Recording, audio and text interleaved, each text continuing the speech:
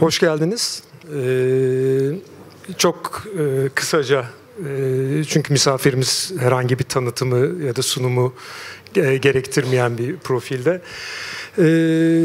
Sadece şunu söylemek istiyorum. 2009 yılında Jens'i ilk davet eden ve bugün bizler için bu kapıyı açan, Türkiye'nin Dünya Şarap Atlası'nda olmasına neden olan Yunus Emre Kocabaşoğlu'nu geçen sene kaybettiğimizi anmak istiyorum sizlerle birlikteyken. Tam 15 yıl önce Jancis Robinson'ı yine İstanbul'da misafir etmiştik ve 15 yılda biz Türkler için, bu son 15 yıl herhalde 30 yıl, 40 yıl, 50 yıl gibi geçmiştir ama geriye dönüp baktığımızda şarap anlamında, şarap dünyamız anlamında ben çok olumlu gelişmelerin de olduğunu düşünüyorum bu süreçte. Bunların bir bölümünü de, bence büyük bir bölümünü de kendisine borçlu olduğumuzu düşünüyorum. Çünkü notlarıma baktım, 2009 yılında 51 şarap tatmış buradaki etkinlikte. Bu 51 şarabın içinde sadece 6 tane yerel çeşit varmış. Biraz önce tam bitiremediğimiz ama epey bir toparladığımız tadımda 31 tane yerli çeşit vardı. Ve oldukça da iyi bir tadım olduğunu söyleyebilirim size. Dolayısıyla bunun sebeplerinden bir tanesi 2009 yılındaki ziyaretten sonra belki hepimiz başka bir makale beklerken öküz gözü üzümünü ön plana çıkaran bir makale yayınlamıştı Jancis Robinson ve hepimizin çok şaşırdığını hatırlıyorum. O günden bugüne çok şey değişti. Artık 68 üzüm çeşidimiz var şarap yapımında ticari olarak kullanılan. Ama bütün bunların dışında benim kendisinin kurduğu JancisRobinson.com organizasyonunda en çok etkilendiğim devamlı güncel olabilmesi, yeniliklere, trendlere, eğilimlere yön vermesi.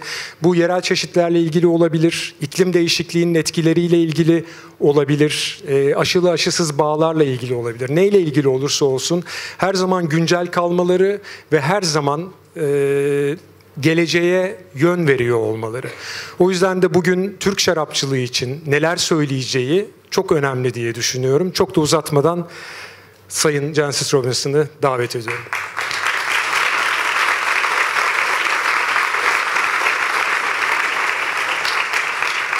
Thank you. Thank you very much. It's just such a pleasure for me and my husband to be back here in Istanbul in this beautiful country. And we're going to Cappadocia for the first time on Thursday, so Tuesday. Looking forward to that very, very much. But the greatest pleasure I've had this morning is tasting through the wines that are selected, admittedly by Umay, to represent particularly your rich array of local grape varieties. And it's just been such a pleasure because they are such well-made, sophisticated wines that are 100% Turkish. They're not copies of wines made in France or somewhere else. They are proudly Turkish, but showing great sophistication of winemaking and grape growing talent. And they seem to be wines to me that were unique, wines that the rest of the world would love to see. And I'm sad that we don't see enough of them, certainly in the UK. I don't know which countries perhaps you export to countries other than the UK more, I don't know. But I would love to see more of them outside Turkey. And just so that we could understand your rich heritage of both terroirs, because you have the most incredible array of different places where you grow grapes, not least the altitudes, but not just the altitudes, but different influences, different seas, different marines, different climates. And I think anyone who, like me, is a bit of a wine nerd, and like you probably, is a bit of a wine nerd and likes the detail of wine, would really, you know about these Turkish wines, but your equivalents outside Turkey would be absolutely fascinated to taste far more of these wines than at present they get to taste. And I think they're, at the moment, probably quite well priced on international markets. So this could be a real moment for, if you could manage it, an export drive in Turkey. I love the fact that you have as many interesting white wine grapes, well, maybe slightly fewer than red wine grapes, but I think, maybe not for the mass market. I can't see Tesco immediately doing, you know, it's the biggest supermarkets in the UK. I can't see them doing a Tesco Finest Emir tomorrow. But you never know. They love to be ahead of the pack. You know, it would not be stupid to think of them doing such a thing, say, in 2 years' time, if other people introduced the wine drinkers of the UK to Emir, for instance. Anyway, I was so impressed by the fact that I saw so few wines this morning that were marked by the faults that perhaps were evident in 2009 of over-oaking or grapes that were too ripe to produce fresh, refreshing wines. Because nowadays, nobody is looking for overdone wines. They want, first and foremost, wines to be refreshing. They want to drink another glass, not just one. They don't want to be knocked out by high alcohols. And they certainly don't want the lovely fruity quality of wine and the nuance and subtlety of an interesting grape variety to be swamped by oak. I was asked to talk about general trends in the whole world of wine, which I will do. But if I get to the end of my talk before, when I've now got 39 minutes left. If I get to the end of my talk before the 39 minutes are up, I would love to hear questions from you. So, and about anything wine-related. So don't forget. So I suppose big picture is that I've been writing about wine nearly 50 years, and throughout all that time, wine consumption has been going up in the major growing markets. It's obviously been coming down in countries like France, Italy, Spain, that used to have almost ridiculously high per head wine consumption. But what was exciting for me in my work life was that my career was mirroring an increase in interest in wine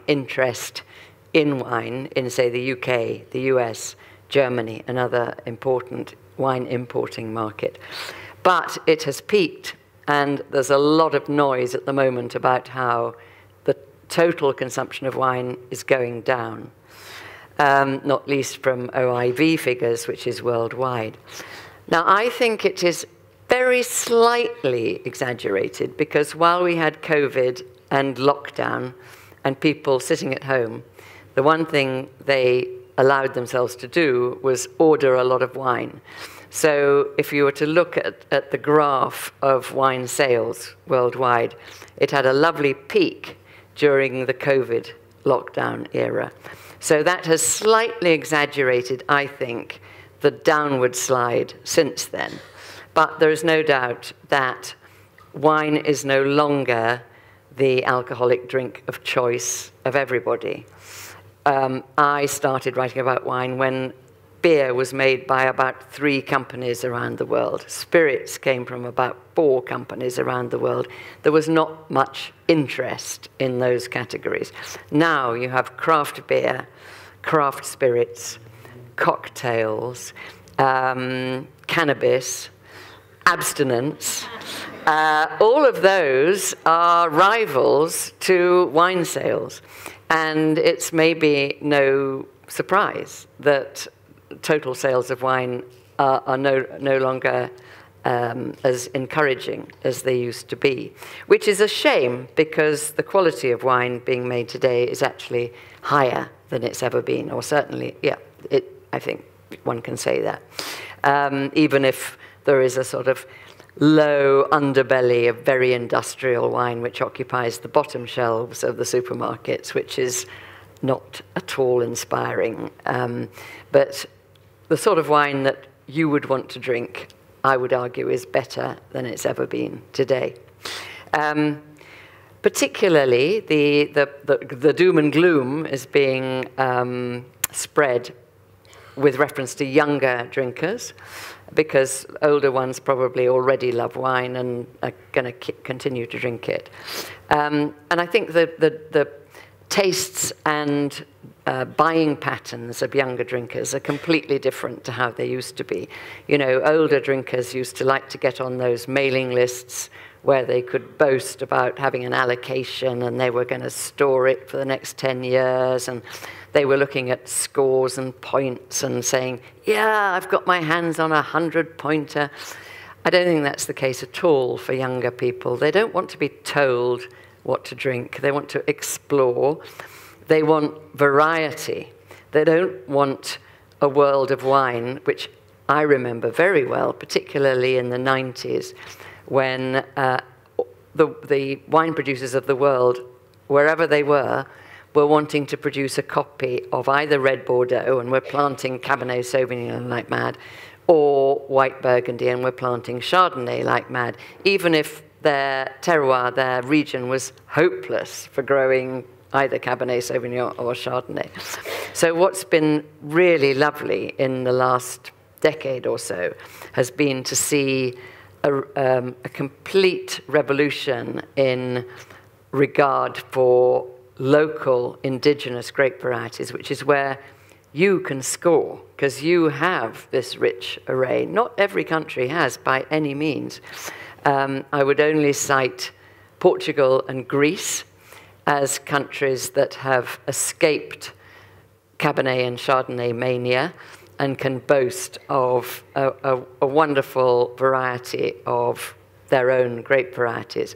And in the last 5 to 8 years, whenever anyone said to me, as they do often, where's the up-and-coming place? I've almost always said Portugal and Greece, because they've got so much to offer. Not yet for the mass market, but there will be a Tesco finest Touriga Nacional very soon, if there isn't already. So young people are wanting to drink immediately. They're wanting something different from the older generation, hence the fashion for natural wine. And if, as many people do, ask me, what do you think of natural wine? I am heartened by the fact that a higher and higher proportion of wine sold as natural is good wine. I think a too high a proportion of wine sold as natural at the beginning was bad wine, was faulty wine.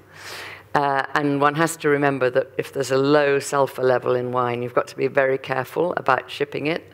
Don't aim to transport it in high temperatures, because it can't withstand those. There's a particular compound in natural wine which I would call mousiness, and we're all different in how sensitive to it we are, but I'm particularly sensitive. So if a wine smells of, I call it a hamster cage, you know, if a child has a rodent in a cage and it has a nasty smell, it's rather like the smell of badly made natural wine. But it's a funny thing, because as the world of wine is using fewer and fewer pesticides, herbicides, all sorts of agrochemicals, the proportion of wine that that could be described as natural is going up.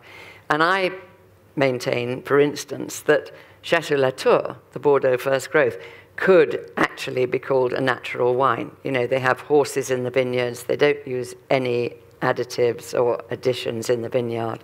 But of course, they have a reputation, so they're not going to sell themselves as the latest natural wine. I'm slightly dubious about wine producers whose major selling point is we're natural. I think, yes, minimal inputs are a great idea, but if all you can say is that you're natural, maybe that's not such a good thing. It would be better if you could say we come from a great place and our vineyards are really well cared for and whatever. But anyway, the only downside of the emergence of natural wine for me is that it made too many people, polarized too many wine drinkers.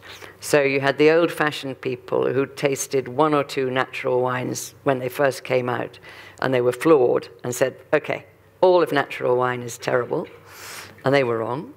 And then you've got the hardcore naturalistas, typically a sommelier in a wine bar in northeast Paris, who won't pour you a glass of wine until he's given you a lecture about how evil all the other wine is, which is not very nice.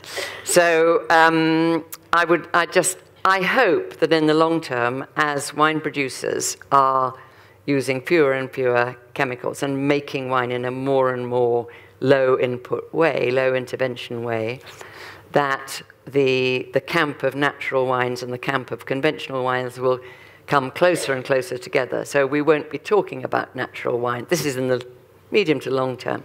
We won't be talking about natural wines. All wine will be relatively natural. That is my hope.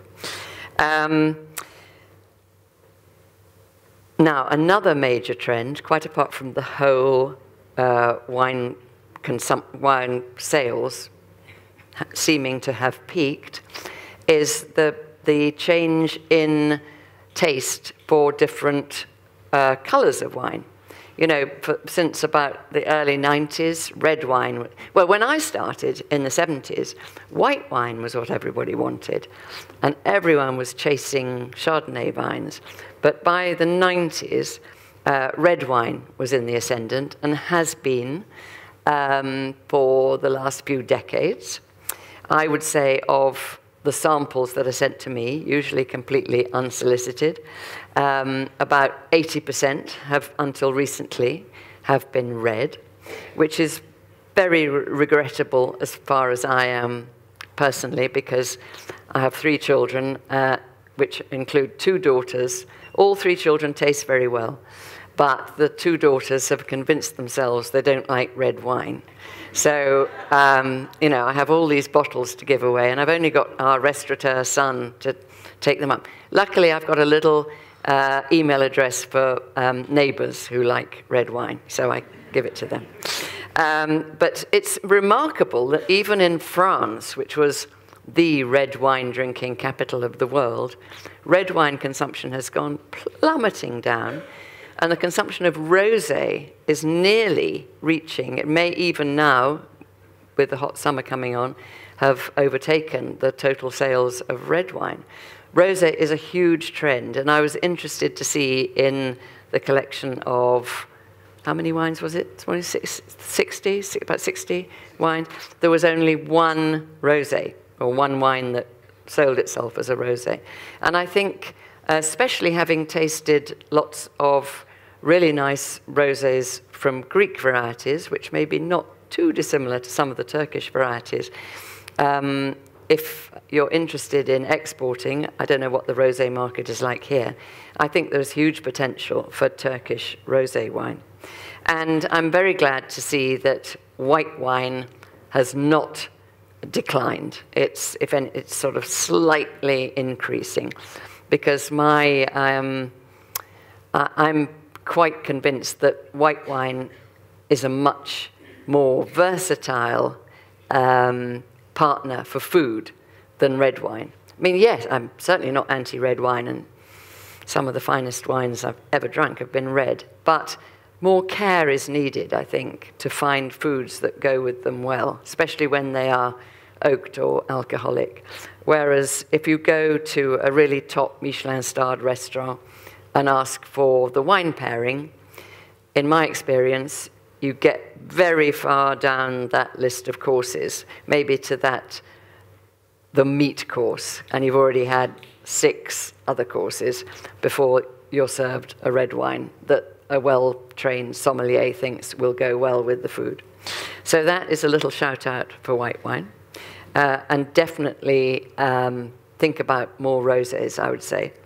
There's a great fashion for chillable reds.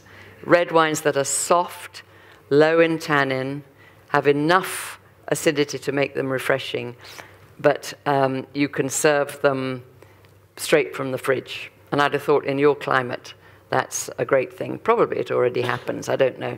But it's not a very suitable thing for red wine styles of the 90s, say, that were very alcoholic and very oaked.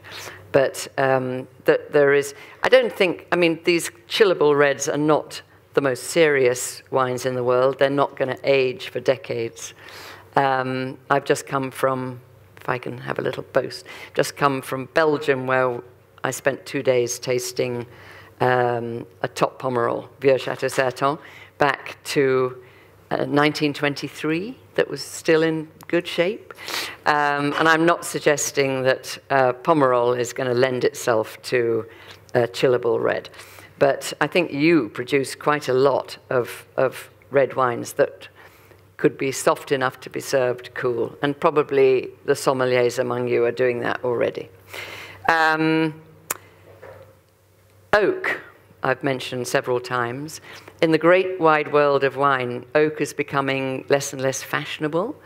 Concrete and clay and amphora, often not very precisely called amphora, are becoming much more fashionable in almost every wine region I can think of. And I still wonder, I mean, you know, I'd like to say some of my best friends are coopers, but I still try to ask them, so what's the effect on your balance sheet of this fact that oak is now out of fashion? And they keep saying, oh, it's fine, the Chinese are buying enough oak. I don't know the truth of it all. But if I were selling nothing but oak, I would be a little bit worried, because it's a very, very obvious trend. And it's funny for me, I spend the summers in the Languedoc, which is in the south of France, a very sort of paysan, you know, low-key farmer area with lots of co-ops. And the wineries there are full of these giant old concrete boxes. I mean, the local restaurant has converted these concrete boxes into rooms that they serve food in. They're that big. And they're just becoming fashionable again, actually, even though many of the ones in the Languedoc, they had to have dynamite to get rid of them. So concrete's the big thing. Grape varieties, local grape varieties, hand in hand with the fashion for instance, heritage varieties of apples and tomatoes, is very much a la mode. And you are in such a great position to benefit from that fashion. Younger people that we've been talking about who are responsible for drinking less wine are obviously much, and for very obvious reasons, much more concerned with questions of sustainability than old people like me, although I am actually very concerned about sustainability. And the rise of organic viticulture, so certified so that you can actually prove that you don't use agrochemicals, or biodynamics, are they a feature at all in Turkey? No. So biodynamics viticulture sounds completely crazy. It is about doing things in sync with the cycles of the moon, and it also involves preparations which have to be stirred in a certain way, and they might be from chamomile or nettles or all sorts of funny herbs, and then small amounts of them are buried in a cow horn in the corner of the vineyard, which sounds... No. And scientists, quite understandably, are deeply skeptical of biodynamic viticulture. The only thing is that those people who have practiced it, and it started with some very high-profile people in Burgundy and the Loire, you could, after maybe 2 years, you could see the effects so obviously in the vineyard. The vines just look so much healthier. The leaves shine as opposed to droop. The vines kind of grow up rather than down. They, more importantly, the wine tastes really good and lasts really well. Oh, and the vines are very resistant to the effects of climate change. They're much more resistant to pests and diseases. But I would never say I could tell an organic wine blind.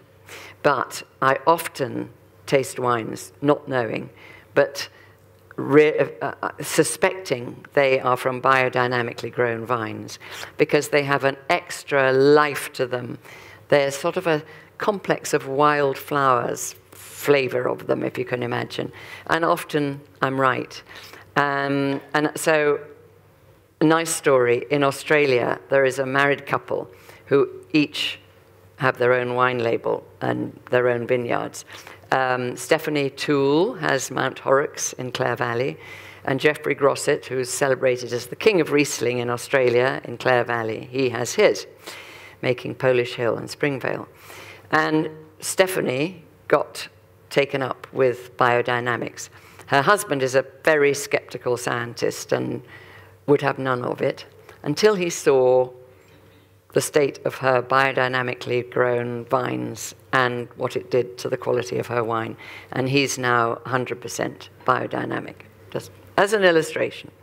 Now, the latest thing, because we went organic, biodynamic, latest thing, very understandably, is regenerative viticulture, where what you're most concerned with is the state of the soil, because we owe everything to the soil. And if the soil is dead, it's going to have an effect on, and full of agrochemicals, it's going to have an effect on the wine you produce. So if you concentrate on keeping the soil alive and keeping all the little tiny things that are going on in it there, then it's bound to have an effect on the quality of the wine and, most importantly, the longevity of the vines. And I had my most interesting comparative tasting in New Zealand about a year ago, where I was given 2 wine glasses, and in the first was the soil from a conventionally farmed vineyard, and in the other was the soil from, I think in this case it was biodynamic rather than regenerative vineyard. And there was such a difference, not just in the look of it, like the conventional one was like powdered concrete, sand. I mean, there was just nothing going on in it. And the other one was just full of life, little tendrils, tiny little bugs and microbes. But the most interesting thing was the smell. The conventional soil just smelt of nothing.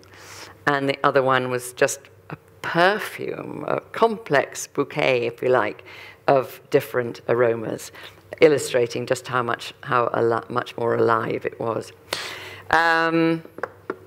Sustainability. Well, I don't have to tell you about climate change. I mean, thinking about your last vintage. Throughout the world, summers have generally been getting hotter and hotter, so that harvest dates are in general about 2 weeks earlier than they used to be. French people in the wine business can no longer take August off because they have to be back to pick the grapes at the end of August and sometimes in the middle of August. And wildfires have just, as you know, just become a really big hazard, which they used not to be. But it's not just heat, is it? As you know, it's the unpredictability of weather now, and these awful rains that can result in floods, and then result in or huge mildew attacks, which I don't have to tell you about. And frost. The trouble with winters warming up is that vines are budding earlier, but that doesn't seem to stop the frosts that come in April that rob you of half your crop. And drought, of course. Huge problems with water use, and there's a real impetus to try to stop irrigation and encourage dry farming. I don't know what the proportion of vines in Turkey that are irrigated is. Perhaps nothing, I don't know. But anyway, places like California even are realizing that they can no longer just irrigate, or Australia, irrigate to produce wine, because wine does use a lot of water, not just in the vineyard, but obviously in the cellar as well. So the carbon footprint of wine, as our climate is going to hell in a handbasket, basically, is pretty important. And as some of you will know, the wine's major contribution to the major contribution to wine's carbon footprint is not what happens in the vineyard or what happens in the cellar. It's glass bottles. It's the production of glass bottles which require furnaces that are still fossil fuel heated to be at ridiculously high temperatures for 24 hours a day, 365 days a year. If they cool down, then everything clamps up and they're no longer usable. So they use one heck of a lot of fossil fuel. And then transporting glass bottles is another major contribution. And the heavier they are, the heavier the carbon footprint. So I have been campaigning for a very long time against heavy bottles because they are so selfish. There is absolutely zero correlation between the weight of a bottle and the quality of the wine inside it. It's just a marketing thing that has been spread. And I'm thrilled that the message is at last getting through, and the average weight of bottles is definitely going down. And just as important to wine producers, the manufacturers of glass bottles have got really clever about the design. So, you know, it used to be the case that a lightweight bottle looked cheap. No longer the case. On jancisrobinson.com, if we have a chance, if we're tasting wine at home, for instance, we always weigh the bottle and we publish the weight of the bottle so that we can congratulate people who have got the message and are using lighter bottles, and we can highlight those who are naughty and are still using heavy bottles. What slightly depresses me is that there are some producers who say, yeah, I've lightweighted all my basic lines, you know, the cheaper wines. But of course, I put my top wines in a heavy bottle. Well, that is just perpetuating the complete myth that there is a correlation between bottle weight and wine quality. And honestly, nowadays, when I get bottles at home, even lifting them up, I can no longer tell which ones are heavy and which ones are light because the design has got so good. So I would just plead with those of you who are wine producers who are still using heavy bottles to rethink what your effect on the planet is. And honestly, there are so many well-informed consumers now that I think you get brownie points for using lighter bottles. There is something, the Glass Bottle Accord, which is overseen by Sustainable Wine Roundtable, headquarters in London, now has signed up to a promise to reduce average bottle weight to 420 grams, that's an empty bottle, by 2026. And they've got Whole Foods in America, Systembolaget, the Swedish monopoly, the Finnish monopoly, Waitrose, now Tesco, the Wine Society in the UK. Because they're in the UK, a lot of these people are in the UK, but it's a really worthwhile organization, along with International Wineries for Climate Action, IWCA, which is a group of wine producers, some of them very famous and well respected, who are audited each year for their total carbon footprint, which seems like a very good idea to me. And I don't think any Turkish wine producer has signed up yet, but maybe the first one to do so would get a lot of brownie points. Who knows? I think it's no surprise that younger people are not running to choose wine as their first alcoholic drink of choice, when you have to, nowadays, now that prices have gone up so much, you have to pay for a full 75 centilitres of wine, and you have to, in most cases, pay for a special implement, i.e. a corkscrew, to get into that package. So I'm quite a fan of cans, actually, for introductory wines, obviously for picnics, but for younger people, just giving them a taste. We're seeing better and better wine going into cans and boxes nowadays, because the alternative package to a glass bottle is no longer seen as bottom of the heap. And cans, of course, are immediately recycled, even if, admittedly, the world's resources of aluminium are limited. And incidentally, the world's biggest producer of aluminium is Australia, where screw caps rule. There may be a coincidence there, I don't know. The wine market, I'm afraid, is very competitive now because everyone is making great wine.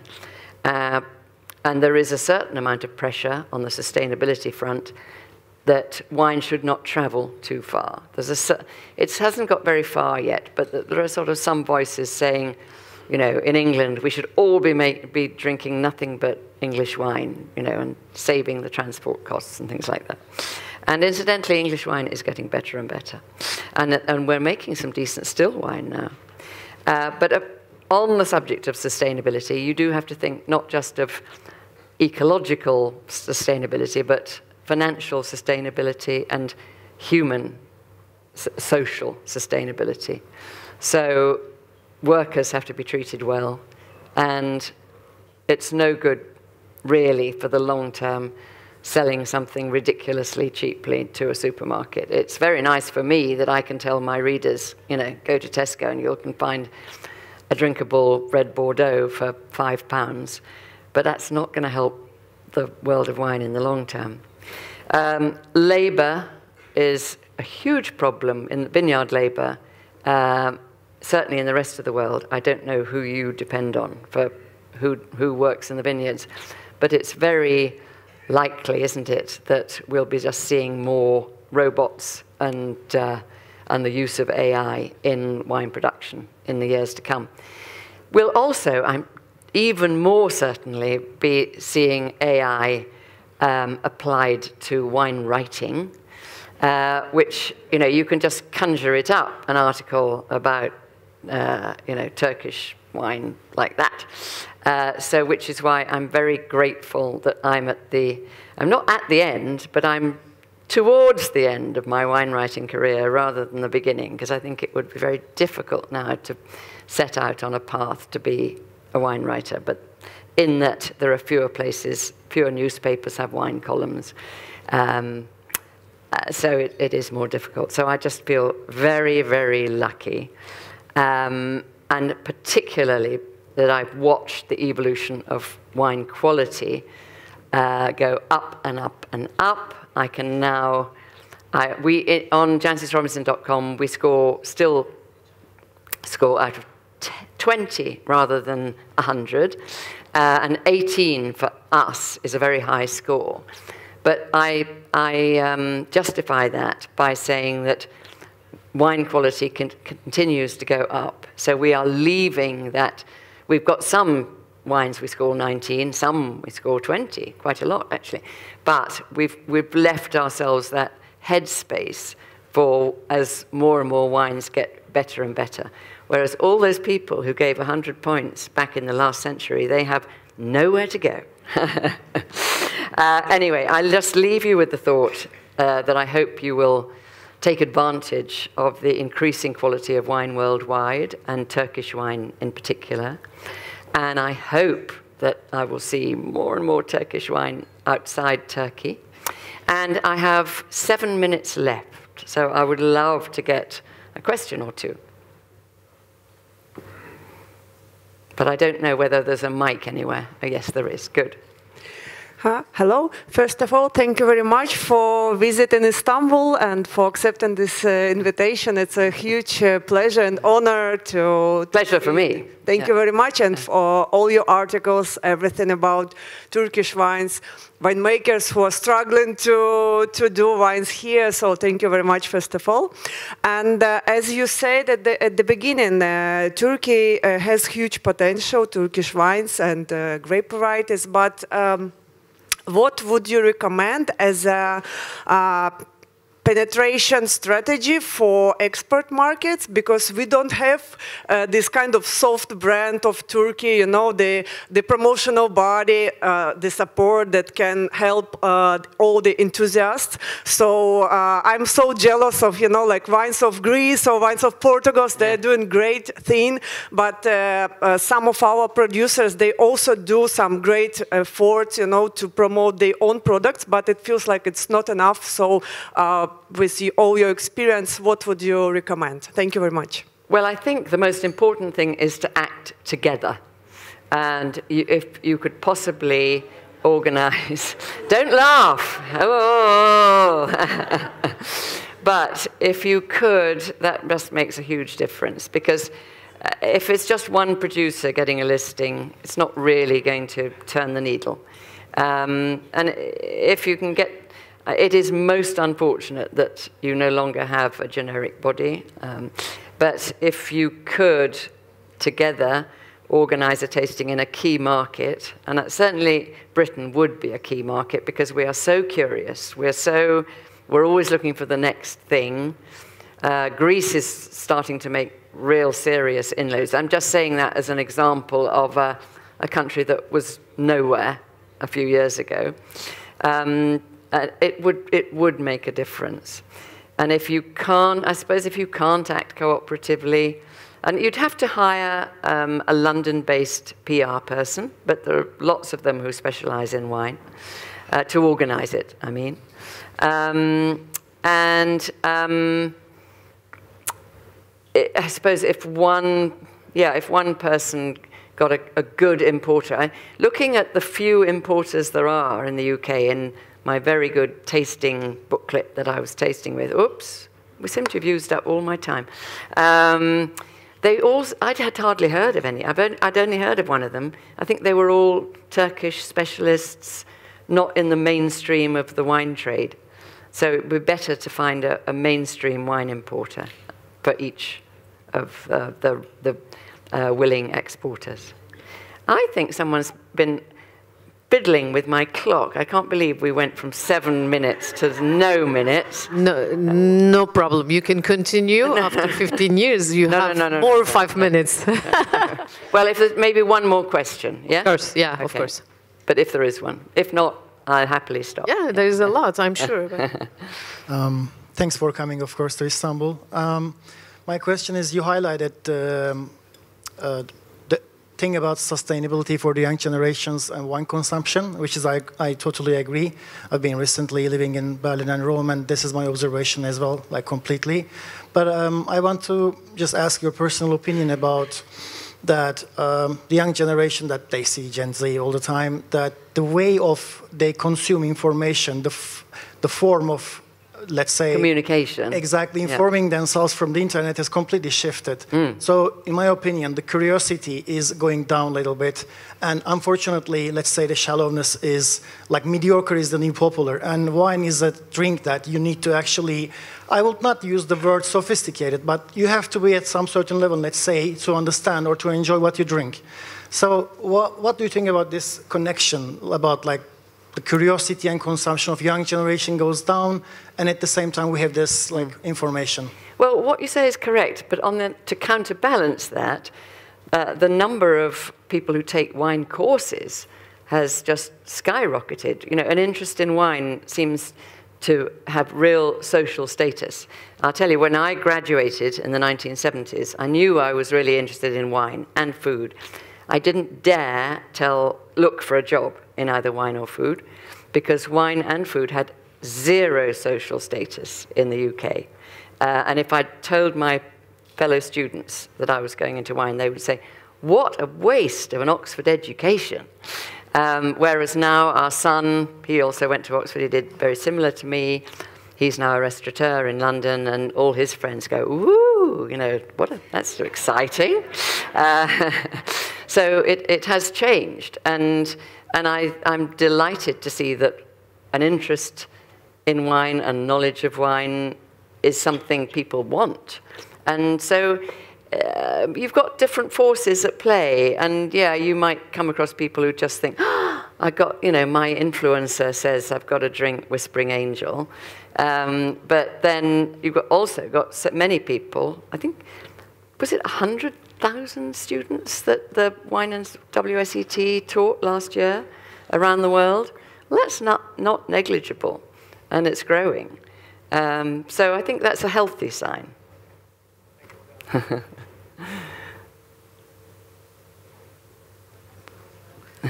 Last one, yeah. Thank you so much, Jancis. I must say, it's an absolute delight to see you here as a Turkish heritage wine communicator, fellow wine communicator based in London. And my question is actually related to a theme that we will be tackling in the next few minutes. It's about old vines. And sorry, I didn't mention that, because that is, I should have done. That's one field in which you are very, very blessed. And the French have hardly any old vines. Absolutely, and I think Turkey certainly has that capacity. And some of the wines you've tasted beforehand probably were made from some of these old vines. And my question is, what sort of a material difference do you see in the wine market, especially in the Western wine markets like Britain, of the marketing term of old vines and how that reflects on consumer decisions? Thank you. I think Sarah Abbott and the Old Vine Registry that I'm slightly involved with is busy making inroads. It takes a little bit of time, I think, for strong messages, even the strongest messages, to get through. Like, you know, my first railed against heavy bottles in 2006. So that's quite an it. I would say it probably, you could only see the effect of that in about 2021, 22. But I think it's just keep at it. It's going to get there. And I love the fact that this Old Vine Registry, which is a free.org, which is a free-to-access website, and is what we want it to be is a register of all the world's old vineyards. But most importantly, it has a link from the old vineyard to Wine Searcher and the wines that you can actually buy from that old vineyard, which is the crucial thing, which will help keep the old vines and their superior produce in the ground. So I think, and the more and more producers boast about the age of vines on the label, I think that's crucial. That's going to get the message across. Yeah. Thank you very much. Thank you.